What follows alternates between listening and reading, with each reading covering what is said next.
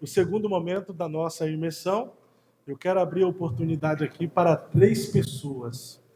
Diante de tudo que foi falado no primeiro momento, se tem alguém que quer fazer alguma pergunta do assunto que foi falado, especificamente do assunto, ou dos assuntos que foi falado, se coloque em pé. 3 pessoas. Aqui tem uma. Tem mais alguém que queira fazer perguntas sobre o assunto? Pode vir. Seu nome? Glória a Deus. Tá ligado. Glória. Saúde dos irmãos, com a paz do Senhor Jesus. Eu sou evangelista, Mário Pinheiro. O evangelista Mário Pinheiro tem uma pergunta. Fique à vontade. Pai do Senhor, pastor Napoleão, pastor Carlos, já conheço. Aqui em Provérbios 29:18 diz o seguinte: não havendo profecia, o povo se corrompe. A parte A do versículo. Essa profecia aqui, meus irmãos, não é de entrega de chave de carro, prosperidade. E eu acredito, pastor, e defendo uma tese, que se pregasse mais escatologia, não, né? Se procurasse despertar mais o temor na igreja, nos irmãos, eu acho que a evasão nas igrejas seria bem menor. Eu acho, porque eu prego escatologia e a gente vê que, de fato, a gente é barrado, a gente é proibido. Então, se pregasse mais nesse assunto, lógico, com cautela, cuidado, para que, né, não gere aquele desespero, eu acho que a evasão seria menor. A pergunta? Entendeu? A pergunta seria essa. O senhor concorda, pastor Napoleão, pastor Carlos? Pastor Napoleão? Há uma diferença conceituável entre o dom de profetizar e o ministério do profeta. A interlocução sob os auspícios do dom de profetizar, ela está submetida à palavra. Agora, o ministério do profeta está atido ao pregador, que está expondo a palavra. Por exemplo, quando alguém profetiza, não é Deus que está falando. Nós aprendemos que quando alguém está profetizando, é Deus que está falando. Não, Senhor, nunca foi Deus falando. A pessoa está falando sobre inspiração divina. Porque a inspiração é divina, mas o vaso é humano. Então está sujeito ao julgamento da palavra. Ninguém está acima da palavra. A palavra é a profecia real, plena e absoluta, sem questionamentos e sem sofismas. A palavra. Agora, intercambiar a profecia dos últimos dias, no âmbito da escatologia, é uma necessidade premente para a igreja de nossos dias. Despertar a consciência do povo, porque a escatologia é uma matéria tão ávida que ela devolve às pessoas o renovo da sua esperança. É um mundo materializado como se vive. Que o trabalho do diabo é colocar a igreja para olhar para baixo. Você nunca vai ver um porco olhando para cima. Jesus, quando essas coisas começarem a acontecer, erguei vossas cabeças. Isso é antropologia, é estudo do que olha para cima.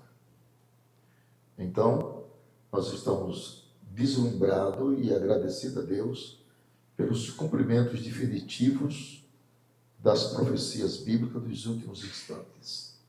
Né? Então, temos consciência por demais absoluta de que Jesus virá, conforme está escrito em Mateus 24 e 44, na hora em que não penseis. A gente vê a necessidade, né? É como eu falei aquela hora, nós temos necessidades. Se você ouvir só sobre volta de Jesus, se você comer só um tipo de comida, você vai enjoar, sim ou não?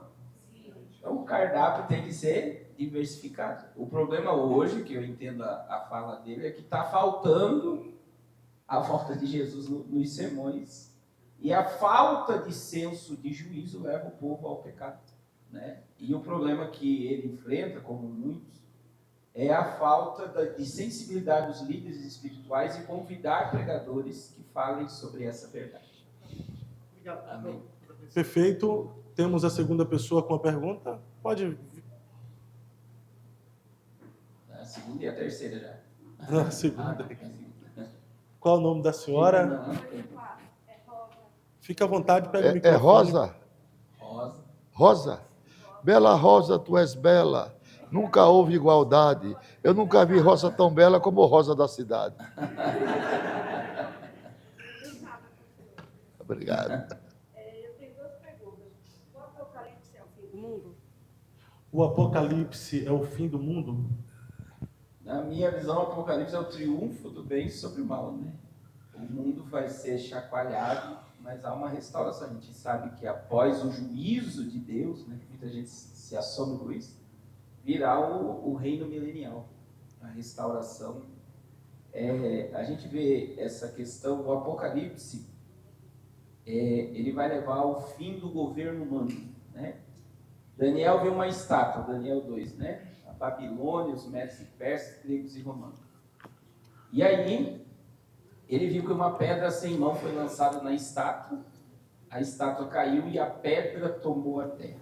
Essa foi a visão, né? A pedra é Jesus, que vai ser lançado nesse governo humano, que toda essa questão política, geopolítica, ela é diluída. E aí vem a restauração e todos os povos, línguas, tribos e nações virão a Jerusalém e reconhecerão Cristo como Rei da Terra, e todas as nações do mundo se renderão ao reinado de Cristo. Aí sim nós chegamos na soltura do diabo e tal. Mas veja, quando a gente lê o Apocalipse desse prisma, o Apocalipse é terror, é fim, é catástrofe. O Apocalipse é o juízo de Deus sobre o pecado e a plenitude e a restauração completa e o triunfo do bem sobre o mal. Aquele que testifica estas coisas diz. O penúltimo versículo de Apocalipse. Certamente cedo venho. Amém? Ora vem, Senhor Jesus. Aí o último versículo termina. A graça de nosso Senhor Jesus Cristo seja com todos vós. Amém. Isso aqui é a partitura espiritual da complementação tangível e das análises conjecturais das profecias vivenciais da escatologia. O ápice, o pêndulo maior do cristianismo é a volta de Cristo. Isso é inegável. Então você encontra 2.876 alusões à volta de Cristo em toda a Bíblia, das quais 318 estão no Novo Testamento.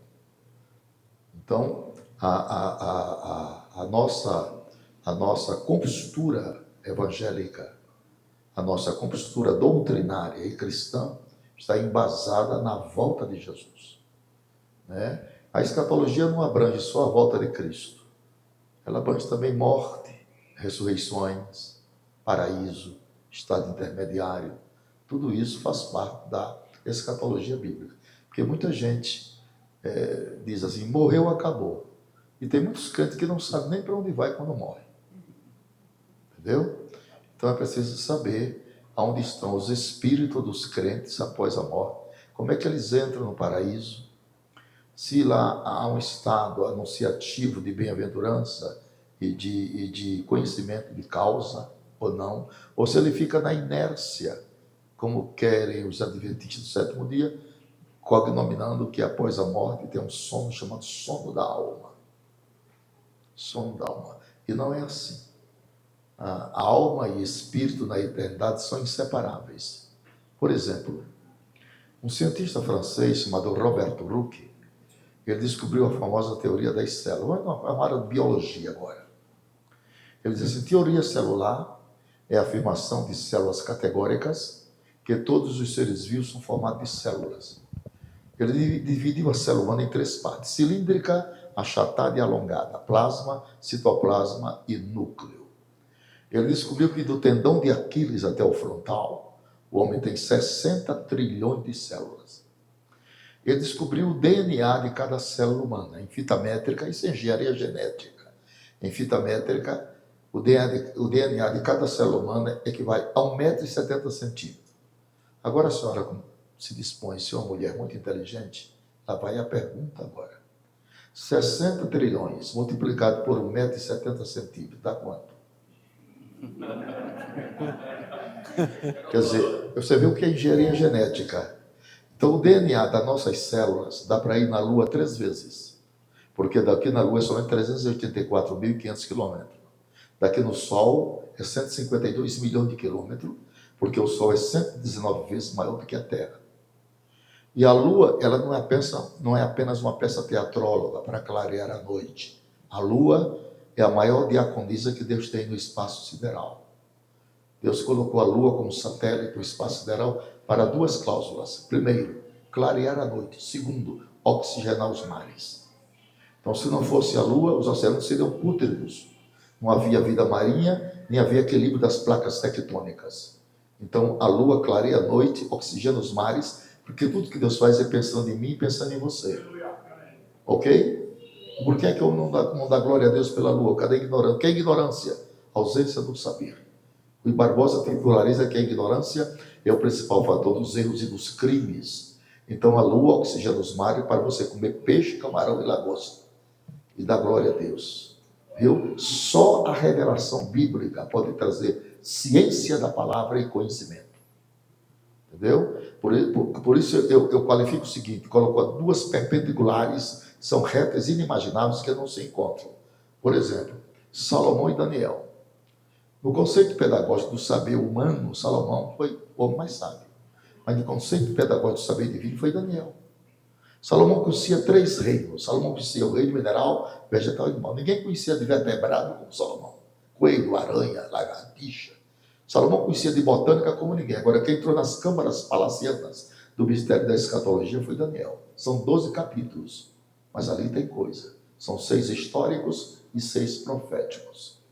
Então, minha irmã, compreendendo todas as suas análises conjecturais e suas perguntas formuladas nessas 2 esferas, eu quero dizer o seguinte: a coroa da Bíblia é a volta de Cristo. O nosso sacerdócio na terra é exercido nessa esperança, que é o teor maior da nossa fé. Se Jesus não vem, a nossa fé é vã, mas ele prometeu que viria arrebatar a sua igreja. Glória a Deus. Perfeito. Pastor Cardoso, o senhor... Tem mais? Deixa para mais um, deixa para outro. Obrigado, dona Rosa. A irmã lá. Tem mais? Pode vir. Essa irmã veio lá de Osasco. Osasco. Minha irmã, qual é o nome da senhora? Pode pegar um... A paz do Senhor para todos. Não tá ligado, não, né? Tá ligado. Tá. Amém? A paz do Senhor para todos. Amém. Vim de Osasco para ser abençoada aqui pelos irmãos, em nome de Jesus. E a minha dúvida é se os ímpios vão morrer todos na grande tribulação e quem vai estar lá no milênio? Quem vai para o milênio? Os ímpios todos vão morrer na grande tribulação? Então, a gente vê, é uma visão... Quando Daniel ele viu 10 chifres sobre uma besta, Daniel capítulo 7, versículo 7 e 8, mas ele viu que 3 pontas quebraram, caíram. Verdade. Isso significa que o anticristo ele terá um poder mundial por um curto período de tempo. Não são todas as nações que se submeterão ao seu governo. E aí existe um grande quê, né? O ai das grávidas. Tem muito crente ainda que acredita que a barriga das mulheres vai murchar quando Jesus voltar, né? É bagaceiro. E que as crianças vai desaparecer. Tem muita gente que acredita nisso. Treva puro. E a gente sabe que não. A Bíblia fala, né? Paulo escrevendo a Coríntios, acho que é 2 Coríntios 7, que a mãe santifica o lar, a mãe crente santifica, como o pastor falou aqui, né?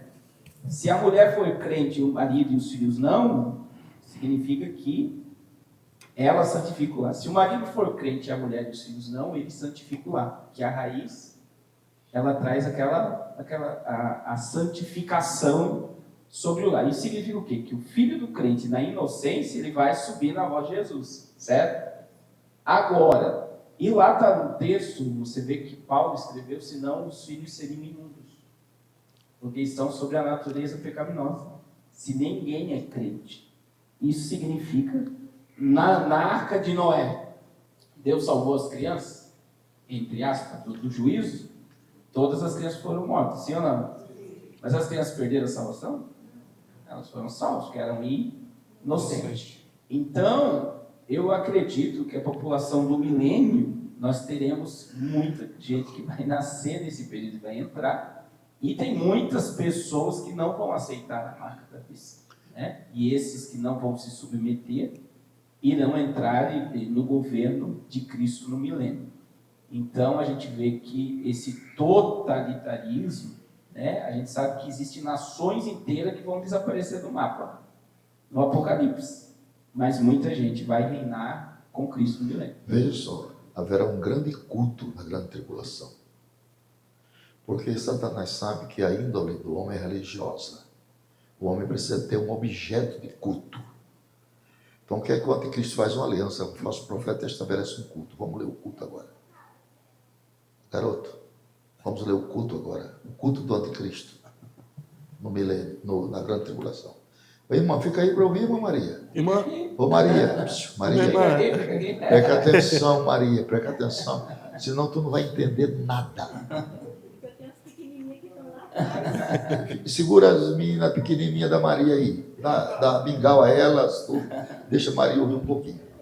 Apocalipse 13, 4. Olha o culto da grande tribulação. Um culto. Vai ver um culto. Vamos ver um culto.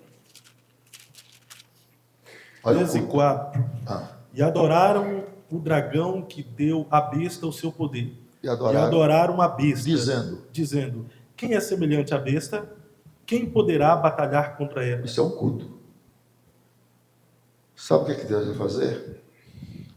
Deus vai juntar os rabiscos da colheita, os que ficaram na grande tribulação. Sabe por quê? Porque a política de Deus é soteriológica. Deus não quer perder ninguém. Deus não é agente, não. Mesquinho, tacanho. Deus é abundante em amor, perdão, graça, compaixão e misericórdia. Sabe o que é que Deus vai fazer? Olha a inteligência divina. Eu gosto da inteligência de Deus.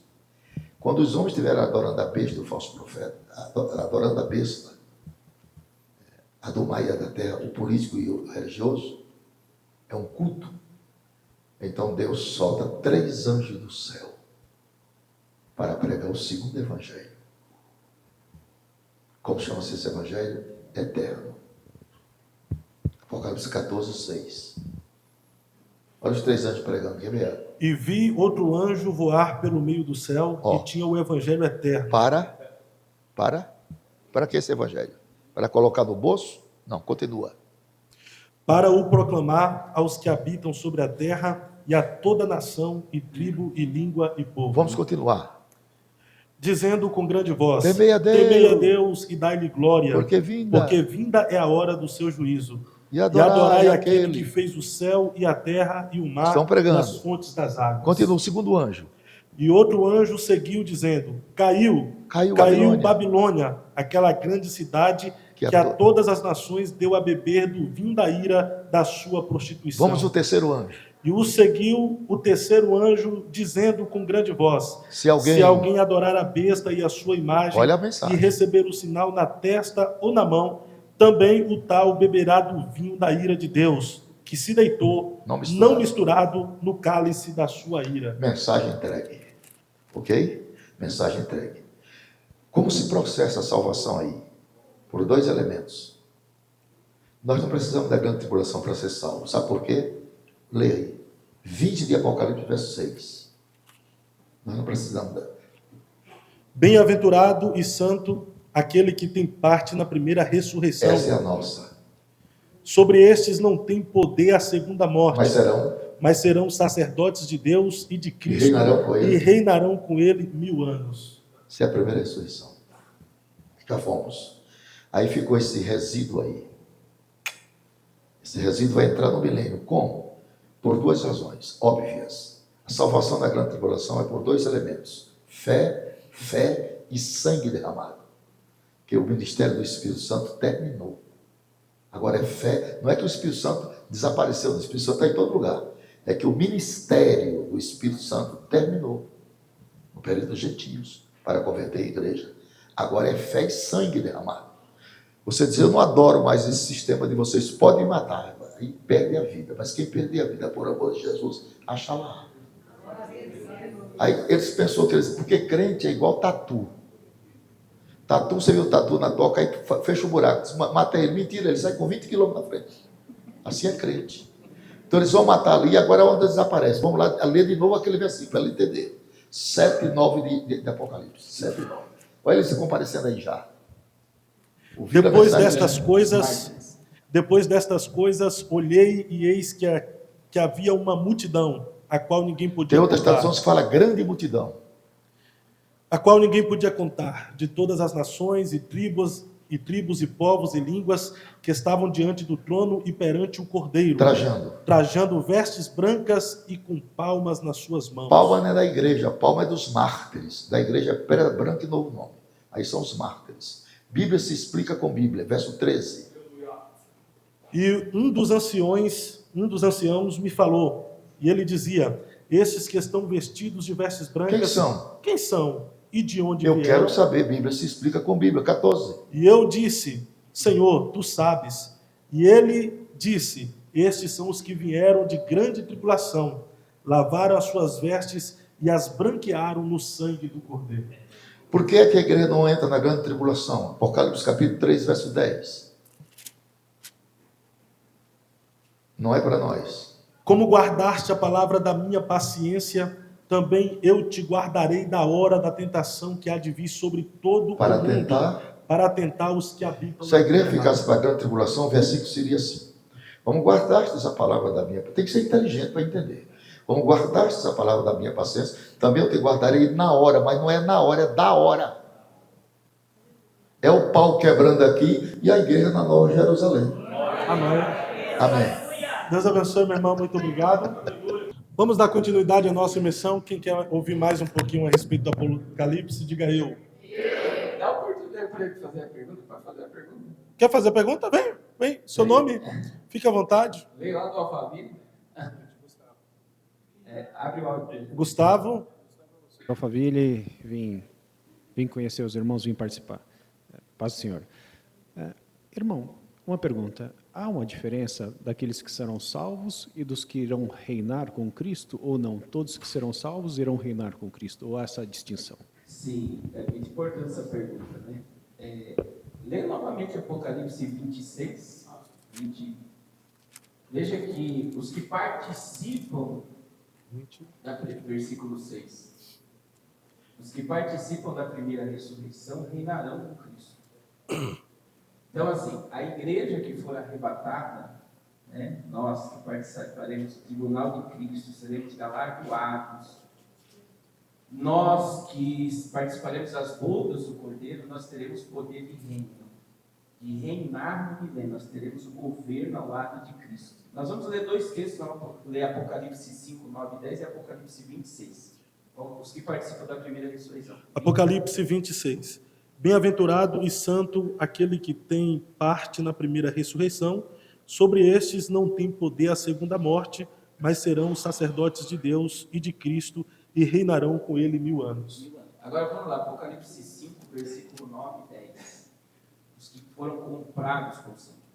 E cantavam um novo cântico, dizendo: digno és de tomar o livro e de abrir os seus selos, porque foste morto e com o teu sangue compraste para Deus homens de toda tribo, língua, povo e nação. Para o nosso Deus, próximo. Para o nosso Deus os fizeste reis e sacerdotes, e eles reinarão sobre a terra. Então é o poder do governo de reinar com Cristo, né? E aí vem a questão dos que morreram na grande tribulação, como o pastor Napoleão frisou aqui, que a pessoa vai ser salva pela fé e pelo seu próprio sangue. Veja que a Bíblia diz, Apocalipse capítulo 6, lê lá, Apocalipse 6, verso 9 e 10, que os que estão, os mártires, eles estão falando, até quando não vingas o nosso sangue? Qual é o significado disso? Eles não foram salvos pela graça, por mais que salvação é graça, mas eles foram salvos pelo seu próprio sangue, não pelo sangue de Cristo. A igreja lavou as suas vestes no sangue do Cordeiro e entrou no céu pelas portas da graça. Agora, o clamor dos mártires, que vão morrer na tribulação, e eu já vou explicar o porquê isso. E havendo aberto o quinto selo, vi debaixo do altar as almas dos que foram mortos por amor da palavra de Deus e por amor do testemunho que deram. E clamavam com grande voz, dizendo: até quando, ó verdadeiro e santo dominador, não julgas e vingas o nosso sangue dos que habitam sobre a terra? Então veja, eles estão pedindo a vingança do quê? Do seu próprio sangue. Agora veja, os mártires, olha a diferença, a igreja vai reinar, ela vai reinar. Então, nós teremos a população do milênio, das almas que não se entregaram à besta, das crianças, né, que entrarão, mas existe a ressurreição dos mártires, no início do milênio, Apocalipse 20, versículo 3 e 4. E lançou no abismo, e ali o encerrou. O diabo, amarrado. E pôs selo, e colocou selo sobre ele, para que mais não engane as nações, até que os 1000 anos se acabem. E depois importa que seja solto por um pouco de tempo. E vi tronos, e assentaram-se sobre eles aqueles a quem foi dado o poder de julgar. A igreja estará ao lado de Cristo no julgamento. Agora olha vamos lá. E vi as almas daqueles que foram degolados pelo testemunho de Jesus e pela palavra de Deus, e que não adoraram a besta nem a sua imagem, e não receberam um sinal na testa nem na mão, e viveram e reinaram com Cristo durante 1000 anos. Então, eles vão ressuscitar e entrar no reino milenial, mas eles não terão o poder de reino, de governar. Nós teremos o poder de estar ao lado do governo de Cristo. Nós desceremos na batalha do Armagedão ao lado de Cristo, nós estaremos ao lado de Cristo, diante de todo o milênio, com o governo, como reino e sacerdote, reis e sacerdotes, sobre a terra. É isso? O céu não é uma mitologia. Eu estou com 76 anos, seria uma tragédia para mim, um ser humano racionalmente inteligente, acreditar numa coisa inacreditável, fictícia, transitória, efêmera, imaginária. O céu é um palácio. O céu é um palácio. Ele tem 3 divisões. Ele tem a sala do trono, a sala do tesouro e a sala do banquete. João foi arrebatado em espírito e esteve lá. A primeira coisa que João viu foi a praça da cidade. No centro da praça ele viu a árvore da vida. Depois ele viu o muro da cidade. E não era de tijolo, era de jaspe. Depois ele viu as 12 portas da cidade. E não era de madeira, era de pérola. Depois ele viu o rio da água da vida, que era translúcido, como um cristal. Depois ele entrou na antessala do trono. Aí ele descreve: e aquele, pronome pessoal em caso oblíquo, que está sentado sobre o trono é semelhante à pedra de jaspe. O arco celeste está em volta dele, e ele escuta 3 coisas saindo daquela sala: trovões, relâmpagos e vozes. Aí ele entra na sala oficial. Quando ele entra na sala oficial, ele vê 24 tronos. Estavam ocupados por 2 turnos de sacerdotes, de 12. E eles tinham coroas de ouro, deitavam sobre o trono e gritavam: aleluia, aleluia, digno é o cordeiro que foi morto, mas vive para sempre. Aí depois ele viu os 4 animais, que é 4 seres viventes, que a exegese interpretativa é 4 querubins, que olhavam e diziam: santo, santo, santo, santo. Isso é um lugar real. Eu tenho aqui a descrição 35 descrição do céu. São esboços. Não é uma mitologia, não é uma lenda. Nós não estamos aqui perdendo nosso tempo. Glória a Deus. Todo o tempo que os senhores e senhoras estão aqui tem sido aproveitadíssimo. Entre os lugares melhores de São Paulo, esse é um dos melhores lugares. Amém. Glória a Deus. Nós estamos tratando do palácio impressionante, chamado Casa do Pai, Glória a Deus. chamado de Céu dos Céus, chamado por Neemias de Céu dos Céus, chamada por Davi, Casa do Senhor, chamada por Paulo carinhosamente de Nossa Pátria. Jerusalém de cima, paraíso. Os escritores hebreus também denominam o céu cidade do Deus vivo e Jerusalém celestial. Reino que não pode ser abalado. Cidade futura. João diz, ele descreveu o céu como cidade do meu Deus, santa cidade, Nova Jerusalém e tabernáculo de Deus para os homens. Então, nós não estamos no lugar errado, nós não somos fanáticos, nós não somos doidos, nós somos inteligentíssimos. Amém. Nós escolhemos a melhor parte desta vida, morar com Jesus no céu. Glória a Deus. Eu gostei da pergunta do Gustavo, a diferença sobre salvação e reino, porque isso já foi tema esses dias atrás, em um talk show do Pablo Marçal. Vou dar nomes aqui, que o Carlinhos Maia estava lá, e o Marçal disse que o homossexual ele pode ser salvo, mas ele não pode reinar. Talvez seja dentro dessa perspectiva a pergunta dele. Há uma diferença, então, entre salvação e reino? O camarada pode viver uma vida depravada e ser salvo, mas reinar com Cristo não? Com certeza está fora do contexto, né? Veja bem, o reino de Deus hoje ele é o quê? Ele é visível ou é invisível? Invisível, né? Jesus está no trono e você crê que você está debaixo de um reino. Nós vivemos debaixo de uma monarquia. Jesus disse que o reino de Deus é tomado à força e o reino de Deus está dentro de nós. Essa teologia ela é perigosa, porque ela diz que existem salvos que estão dentro do corpo de Cristo, mas não estão reinando com Cristo já na terra. E não existe. A partir do momento que você aceitou Jesus, você é filho de Deus, herdeiro do reino de Deus, e você é participante do reino. Vinde bendito do meu Pai, possui por herança o reino. Não existe distinção ali de pessoas. Todos nós fazemos parte do reino e reinaremos com Cristo pelo arrebatamento. Quem ficar, né, não entrarão no reino milenial.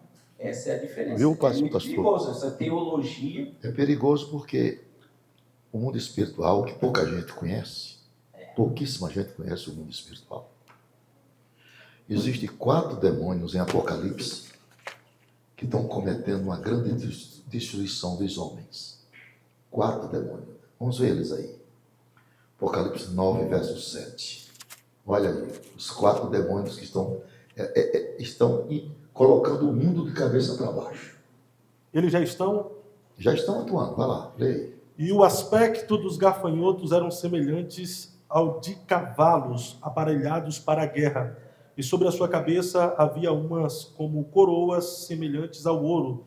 E o seu rosto era como o rosto de um Para homem. aí, rosto de homem. Esse é o primeiro demônio.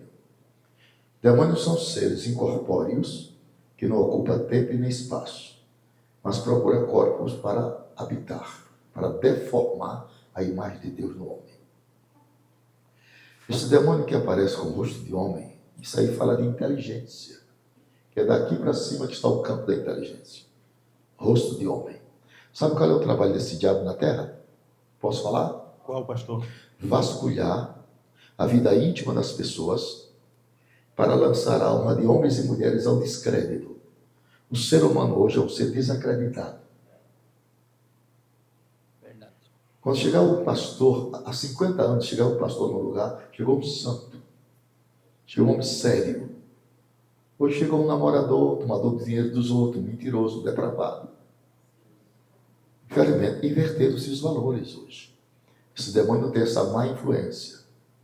Roubar, ofuscar a identidade das pessoas E o homem perde com isso, porque o saque é proporcional ao crédito. Ninguém pode sacar se não tiver crédito. Então o trabalho desse diabo é descredibilizar o homem. Instituições desacreditadas, governo desacreditado, igreja desacreditada, crente desacreditado e pastor desacreditado, padre desacreditado. Está todo mundo no descrédito. Agora, olha o segundo chegando aí. Vamos lá. E tinham cabelos como cabelos de mulher. Tá e bom, os seus dentes... cabelo de mulher ou de mulheres? No texto está de mulher. Mulheres. E tinha cabelos como cabelo de mulher. A minha tradução... Sabe o que eu estou fazendo na Bíblia? Esse cabelo de mulheres aí, ele trabalha só numa área. Sexomania e sexolatria. Lesbianismo, pedofilia, homossexualismo. Depravação total. É o avesso da coisa. Adultério, prostituição, lascívia. Virou uma miséria o planeta Terra. Uma miséria. Entendeu? E o estrago é promovido. Isso aí é um reino organizado e eles prestam relatório, viu? A Apolion, não é Napoleão não, viu? A Apolion e Apolion presta relatório a Lúcifer. Isso é um reino. Isso aí não se vence nem com armas químicas nem biológicas. Só vence com jejum e oração. Aleluia. Agora aparece o terceiro demônio aí. E os seus dentes eram como de leão. Dente de leão, aí é fúria, aí é violência. É um estado de direito dentro do estado de anarquia. Isso aí é guerras, rumores de guerra, nação contra nação, comando vermelho, violência na terra. E a humanidade está doente. Escrevi um livro agora sobre as 10 doenças da alma. E todos nós aqui já passamos por essa doença. Quem aqui já teve angústia? Levante a mão, angústia. O irmão nunca teve, não. O irmão não mora aqui na terra, né? O irmão não levanta a mão porque não mora na terra. Eu não entendeu a minha pergunta. Se o irmão é anjo, me diga logo que eu não vou tocar nem em você. Eu tenho uma raiva quando faço uma pergunta à pessoa e a pessoa, de propósito, não acena. Quem já passou por angústia aqui nessa terra? Até Jesus se angustiou porque tu não, tu é melhor do que Jesus. Doenças da alma. Impaciência. Bora, irmão. Levanta a mão dele, irmão. Se não tiver levantando a mão, dá um beliscão dele e acorda. Caba ruim. Impaciência. Traumas emocionais da infância. Outra doença da alma. Decepções. Vixe. Depressão. Doenças da alma. Então o mundo está doente. Agora aparece o quarto, é o pior dele. Vamos ao quarto. Quarto. E tinham couraças como couraças de ferro. Esse é o pior demônio que tem aí. Dos 4, esse é o pior. Esse rapaz aí trabalha no tráfico de droga internacional. Ele é imbatível. Ninguém consegue controlar a Cracolândia. E aquilo ali não sai nem com exército, nem com polícia, nem com marinha, nem com aeronáutica. Aquilo é obra de igreja. Só que a igreja cruzou os braços. A igreja gosta hoje de ar-condicionados, cadeiras confortáveis, e culto que termina de 9 horas. Se o pastor passar um pouquinho, ele já fica murmurando. Culto de oração de joelho, acabou-se, não tem mais não. O povo vem para a igreja para bater palma, dançar, comer chocolate, comer bolo e tomar Coca-Cola. E os pastores sérios como esse aí estão sofrendo. Eu não quero ser pastor mais de igreja. Quem é que vai aceitar um homem como eu? Não aceita, irmão. Porque os valores hoje são antagonizados ao princípio da ética e da decência. Entendeu? Hoje, a maioria dos que se dizem vocacionados para o ministério, eles querem números. Eles querem números. Não é qualidade, é números. Quantos irmãos aqui conseguem orar 2 horas por dia de joelho? Levante a mão. Levante a mão. Tu vai olhar para o seu rosto. Não minta. 2 horas dá. 2 horas eu consigo. Nós estamos perdendo a comunhão com Deus, irmão. Nós estamos fazendo da igreja um clube religioso. A gente vem, bate palma, cantinho e vai para casa. Nós estamos perdendo o reino de Mateus 5, o reino da primeira bem-aventurança, que é pobre de espírito, e pobre ali é dependente de Deus. Nós estamos perdendo a dependência de Deus. Nós estamos nos tornando autossuficientes, egoístas. Levanta a sua mão para o céu. Vai, levanta a tua mão. As duas, que Deus te deu duas, foi? Que disse comigo, Senhor Jesus, Senhor Jesus, tem misericórdia de mim. tem misericórdia de mim. Tá bom. Glória a Deus. Glória a Deus. Pastor Cardoso, como falar sobre o fim dos tempos sem gerar medo, mas provocando arrependimento genuíno? É isso aí. Essa. Boa. Pergunta de gaveta. Eu acredito que o pregador. Eu tive muito problema já nessa questão. Uma vez eu preguei na igreja um psicólogo, e foi maravilhoso. Jesus salvou, batizou. Aí depois de eu pregar, ele me falou: preciso falar com você. Mas é que o pastor disse que precisa falar com você, você já fica assim, né? É cismado, né? Aí ele falou: eu sou psicólogo. E ele falou: olha, existe algo muito real que você prega, é muito real. A gente vê que é verdade o que você fala. Só que eu falei: pode haver um efeito. Qual é o efeito? Ele falou: imagine você dormindo no escuro lá, e chega alguém e liga a luz. Clareou tudo. O que vai acontecer? E você acorda. Você abre a visão e você fecha porque a claridade incomoda. E ele falou para mim: o que pode acontecer diante da reação da clareza que você traz é isso. A pessoa no culto ela vai glorificar, vai falar em língua. Só que pode ser que a hora que ela sair para fora, diante da realidade, ela pode fechar a visão porque aquilo é muito real, é muito claro. Então, mas assim, qual é a questão de pregar sem? Eu acredito que a gente deve mostrar o que está acontecendo, mas com autoridade. Né? No Apocalipse não pode haver dúvida. Eu acho, colocar dúvida no que você prega. Você precisa falar com clareza, com autoridade, e principalmente, né, com oração, com jejum.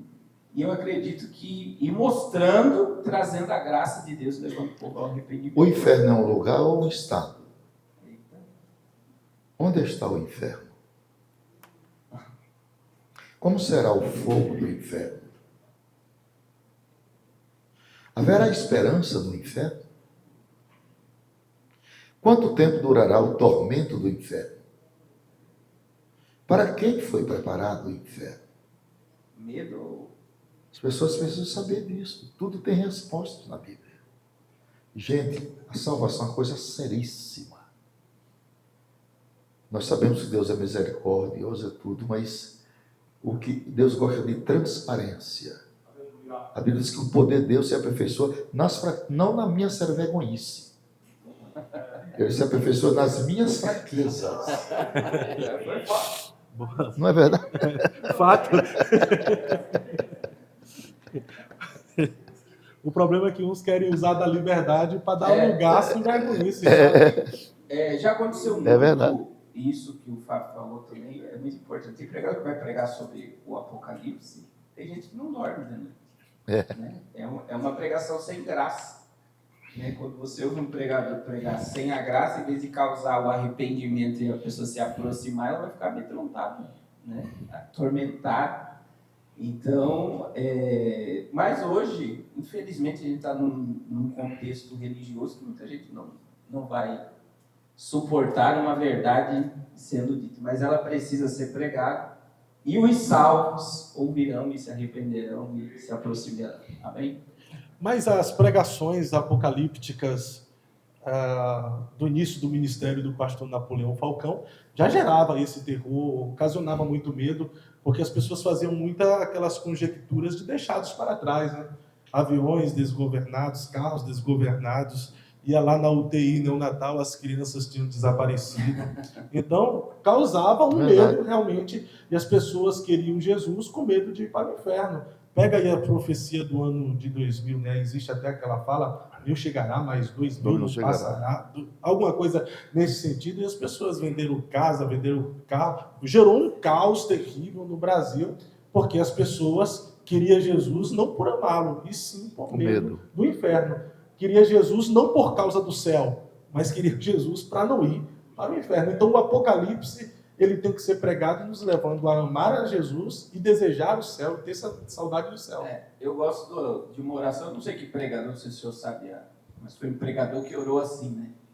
Se eu te sirvo, Senhor, isso é a oração dele orando, né? Por causa das coisas que existem no céu, que eu nunca entre dentro do céu. Se eu te sirvo por medo do inferno, eu queime dentro dele por toda a eternidade. Mas se eu te sirvo por amor ao que Cristo fez por mim, que eu permaneça aos pés dele para todo sempre. Pô, aí merece uma palma a frase desse cidadão aí. Meu Deus do céu. Glória a Deus. Mas, pastor Napoleão Falcão, o senhor com 57 anos de ministério, na sua percepção, andando pelo Brasil e fora do Brasil, especialmente sobre a igreja brasileira, o senhor percebe que ela está preparada para o fim dos tempos ou está distraída com entretenimento e distrações? Sempre houve falsos, mas nunca deixou de existir verdadeiros. Nunca devemos desprezar os verdadeiros por causa dos falsos. Nós sabemos que vivemos numa época de muitos vergalhões pintados de amarelo. Nossos pais já diziam que nem tudo que é luz é ouro. Existem pessoas imitando línguas estranhas, falando profecia de Araque para tirar dinheiro da pessoa, revelações mentirosas. Essas pessoas estão dentro do contexto pentecostal, que a Bíblia diz que falavam línguas e profetizavam. E o Senhor disse: eu não conheço vocês. Então, eu lamento muito que as pessoas estão enganando a si mesmo, não é a Deus. Eles estão enganando a si mesmo. Agora, quando essas pessoas têm tutores e curadores e querem melhorar, eles melhoram. Para isso, Deus constituiu o pastor e deu para a igreja. Porque pastor significa duas coisas: aninador de criança e guardador de segredos. Entendeu? Então, os pastores estão para orientar, mas as pessoas são tão exaltadas que não pedem auxílio aos seus pastores. Estão vivendo um cristianismo de aparência, de ficção, inimaginável, transitório, efêmero, que não é cristianismo.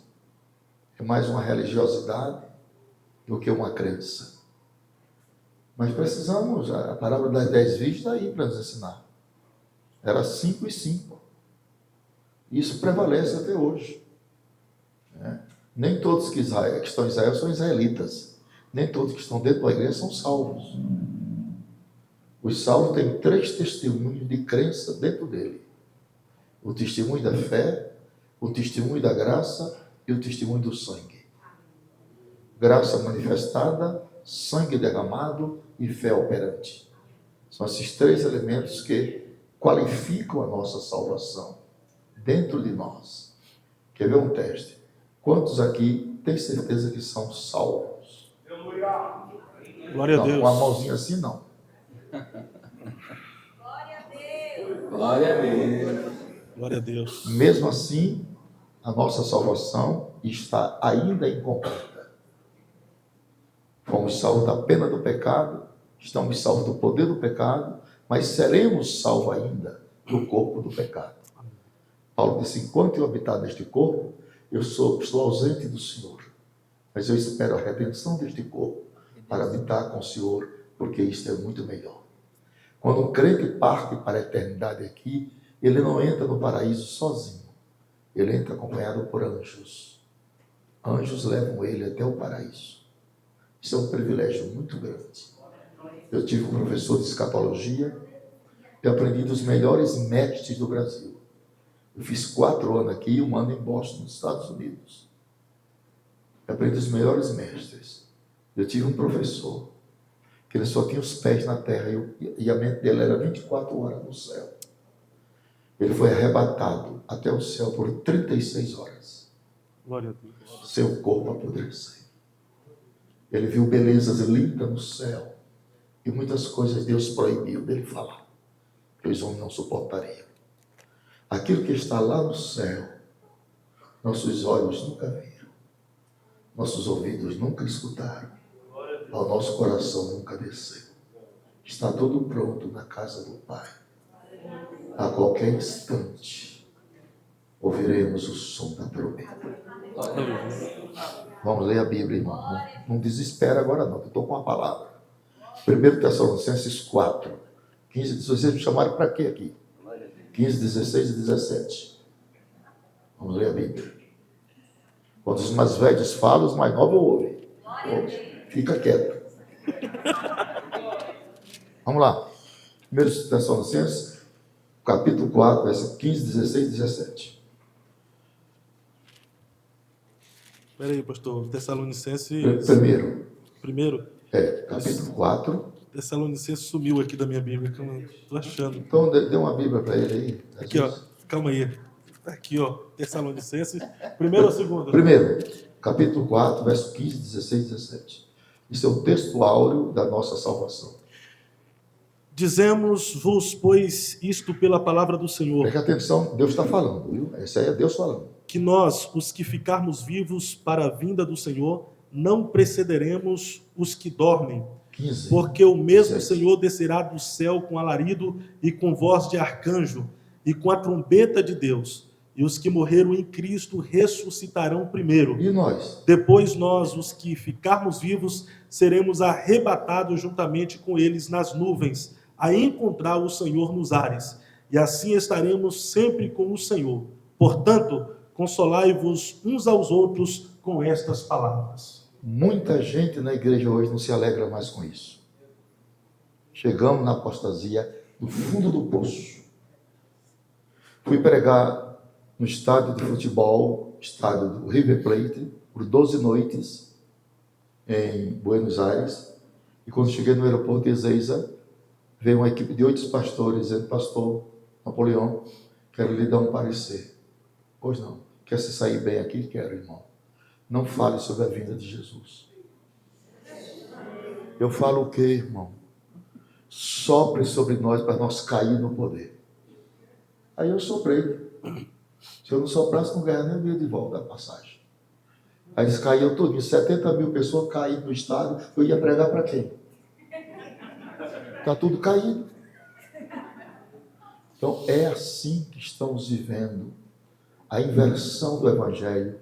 Tiraram a cruz, tiraram o sangue, tiraram a oração, tiraram a renúncia, tiraram tudo. É o Evangelho das vantagens, das mercês. Então está faltando voltar ao Evangelho da cruz, do arrependimento, da lágrima, da compulsão interior, da presença de Deus. Nós deixarmos esse seminário aqui, sem sentir essa presença, nossos passos aqui foram em vão. Nós podemos encher a nossa cabeça de conhecimento. Isso não tem nenhum valor. Mas o coração precisa estar aquecido com a gloriosa presença do Espírito Santo em nossa alma. Levante suas mãos para os céus. Se eu sou um homem de Deus, se Deus está comigo aqui nesse altar, Ele vai despertar a sua salvação. Aleluia. Ele vai despertar o gozo da salvação. Glória a Você precisa Deus. voltar a sentir o gozo. Não é uma salvação histórica apenas, é real. Aleluia. Você não é múmia, rapaz. Você não é robô. Glória a Deus. Você é um ser humano. Libere o Espírito Santo nesse trabalho. E diga: Deus, eu não volto para minha casa. Aleluia. Minha cabeça foi fluída pelo conhecimento, mas eu quero agora a tua presença. Aleluia. Eu quero testemunhar agora a tua presença na minha vida. Aleluia. Não me deixe despedir desse lugar. Chora baixando de maia. Me mate, mas não retire de mim o teu espírito. Tire a minha vida, mas não tire de mim o teu espírito. Aleluia. Se quiserem me levar hoje, me leve. Aleluia. Mas não retire de mim a tua presença. Glória a Deus.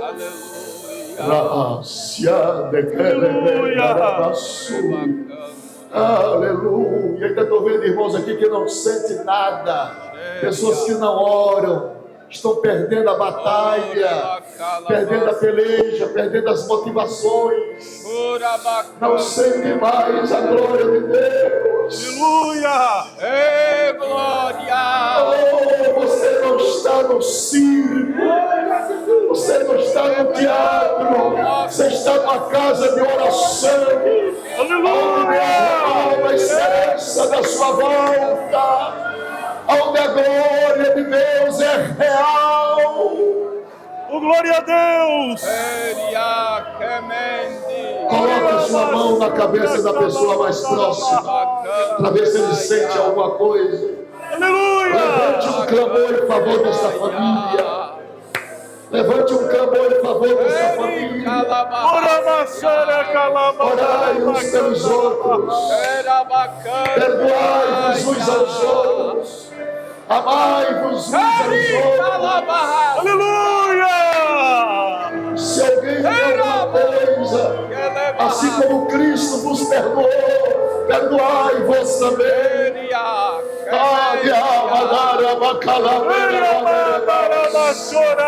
Quem é batizado com o Espírito Santo, libere as línguas estranhas, libere o dom de línguas, libere a palavra inspirada, libere a variedade das línguas, libere a interpretação das línguas, libere o dom da sabedoria e da ciência.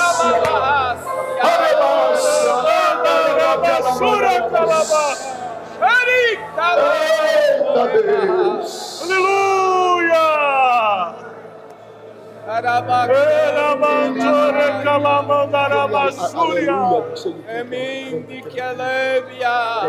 Glória a Deus!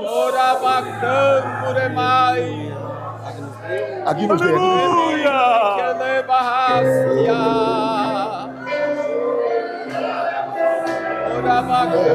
Oh, glória!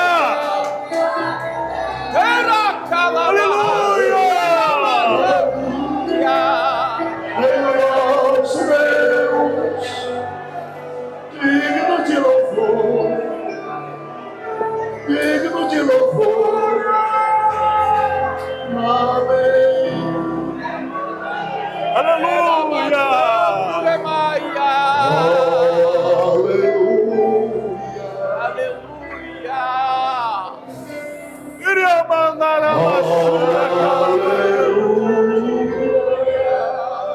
Exaltado é o Senhor nosso Deus. Levante as mãos. Feche os olhos. Oh, aleluia.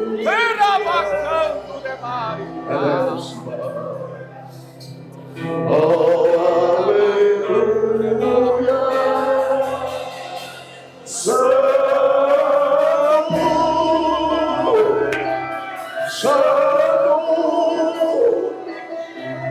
é o Senhor Deus poderoso. Aleluia!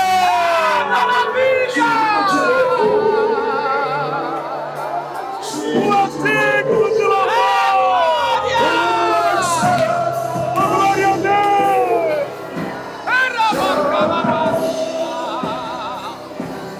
É o Senhor poderoso, digno de louvor, digno de louvor. Oh, Deus. Outra vez.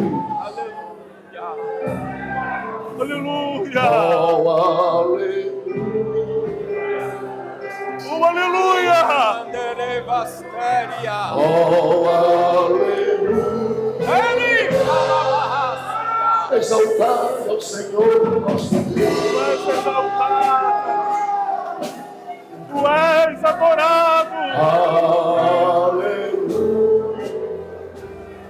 Aleluia! Aleluia.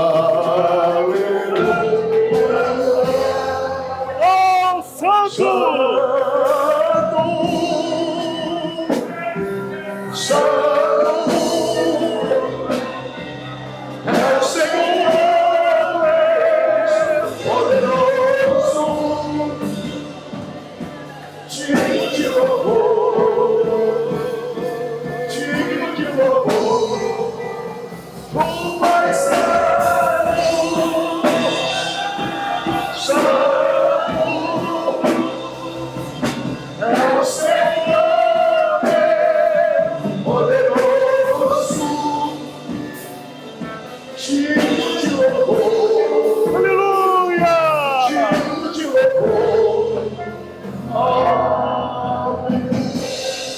para seu irmão. Abrace ele agora por 3 minutos. Aleluia! Oh, aleluia. Oh, glória a Deus! Aleluia. Vai valer a pena, glória a Deus. Vai valer a pena. Sofrer por amor de Jesus.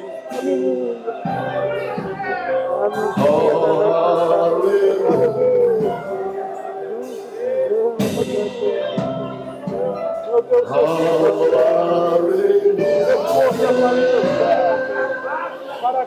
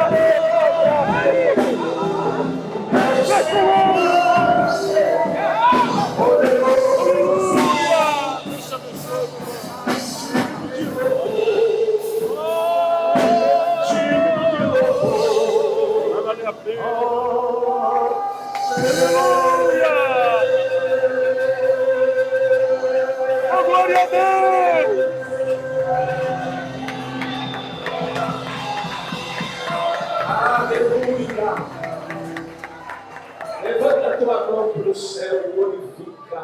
Aleluia! Enquanto você está adorando aqui, foi profetizado que a tua família vai ser salva. Aleluia! Nós profetizamos libertação e salvação sobre famílias inteiras neste lugar. A tua família vai entrar na arca da salvação. A tua família vai compreender e entender que já é a última hora. É tempo de despertamento. O Senhor manda um avivamento nessas famílias. Que toda intriga, que toda contenda, que todo desequilíbrio emocional seja quebrado dentro dessa casa. Que toda porta contrária à tua palavra se cale no meio dessa família. E que prevaleça a tua palavra. A tua palavra diz que bem sabe o Senhor o pensamento que tem ao nosso respeito. E é pensamento de paz e não de mal, para nos dar o fim que desejamos. O pensamento do Senhor sobre a tua casa de paz. O pensamento de Deus sobre a tua família de restauração. O pensamento de Deus sobre a tua família de libertação. A última palavra sai da boca dele. E o avivamento vai começar na tua casa. O despertamento vai começar na tua família. A tua família vai ouvir a voz que vai se render ao propósito.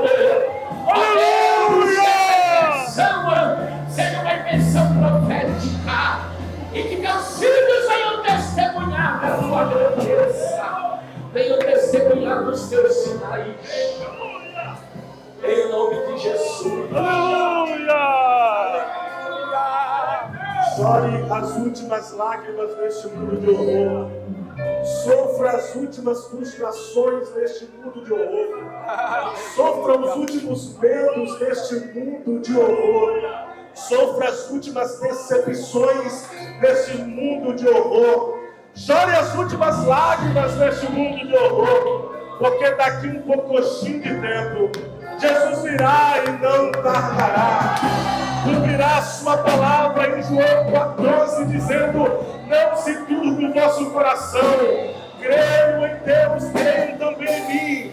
Na casa de meu pai há muitas moradas. Se não fosse assim, eu vos teria dito: vou preparar um lugar. Se eu vos for preparar um lugar, eu virei outra vez buscar vocês. Porque tudo que eu quero é que onde eu estiver, vocês estejam comigo também. Só quem tem essa esperança com a mão levantada, libere uma palavra de louvor. Então chore as últimas lágrimas, porque está escrito que quando nós chegarmos lá, Ele enxugará dos nossos olhos todas as lágrimas.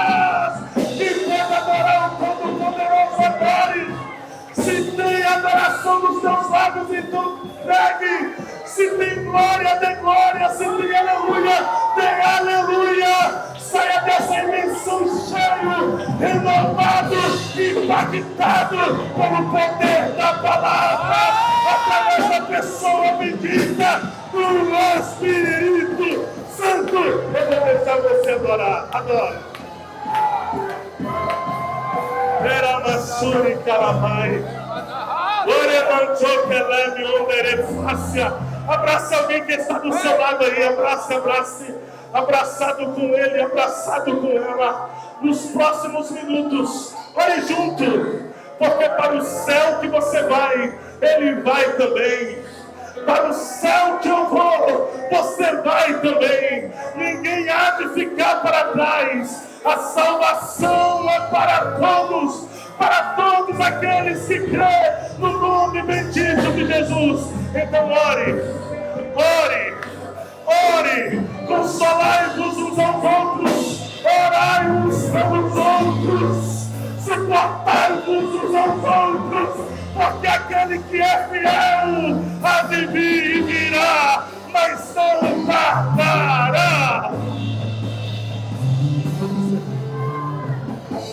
Aleluia. Queridos, eu quero que você estenda a mão para cá agora. Eu quero que você profetize milagres sobre a vida do pastor Nathaniel. A esposa dele está passando mal faz dias. E eu creio na intervenção divina. Glória a Deus. Ore pela irmã Virgínia agora. Senhor, em nome de Jesus, meu Deus, nós colocamos tua serva diante da tua presença. A tua palavra diz que todas as coisas contribuem para o bem daqueles que amam ao Senhor. E eu creio que há um propósito em tudo isso. Mas apressa-te, Senhor, socorrer a tua filha. Oh Deus, toca nela com a tua mão saradora. Toca nela com a tua mão saradora e repreende, arranca toda dor e sofrimento sobre a vida dela. Abençoa a vida do pastor Napoleão Falcão. Continua usando este homem, Pai, andando pela terra com sinais, prodígios e maravilhas. Muito obrigado, Senhor, por ele ter cedido o seu tempo para estar conosco, para edificar o teu corpo. Honra a vida dele e propósito do coração dele, em nome de Jesus. Diga amém. Que maravilha.